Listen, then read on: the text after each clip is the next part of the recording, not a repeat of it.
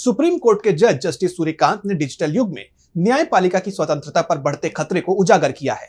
San Francisco में दिए एक भाषण में उन्होंने कहा कि वायरल गलत जानकारी, भावनात्मक टिप्पणियां और मीडिया ट्रायल से कोर्ट की साख और जनता का भरोसा कमजोर हो रहा है। उन्होंने ट्रांसपेरेंसी के साथ कानूनी समझ बढ़ाने और डिजिटल जस्टिस को सभी के लिए सुलभ बनाने की जरूरत पर जोर दिया।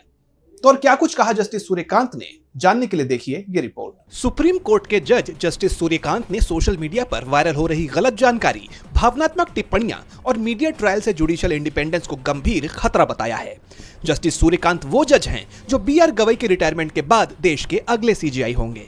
सैन फ्रांसिस्को में judicial evolution in digital age विषय पर बोलते हुए उन्होंने कहा कि डिजिटल दुनिया कोर्ट को लोगों के करीब तो लेकर आ गई, लेकिन इसके साथ नई चुनौतियां भी आई हैं। उन्होंने बताया कि आज की हाइपर कनेक्टेड दुनिया में एक नया डिजिटल पब्लिक तैयार हुआ है जो मुखर, अधीर और अक्सर कम जानकारी वाला है। ये लोग कानून को समझने की बजाय भावनाओं से प्रभावित होकर अपनी राय बनाते हैं। कोर्ट के फैसलों को लोग समझने से पहले सोशल मीडिया पर जज करने लगते हैं, जिससे भ्रम, नकारात्मकता और भरोसे की कमी पैदा होती है। जजों पर ट्रोलिंग और पर्सनल अटैक भी अब आम हो गए हैं, जो न सिर्फ कोर्ट की साख को नुकसान पहुंचाते हैं बल्कि लोकतंत्र के लिए भी खतरा हैं। जस्टिस सूर्यकांत ने आगे कहा कि कोर्ट की ताकत उसकी नैतिक साख और जनता के भरोसे में है, न कि जबरदस्ती में।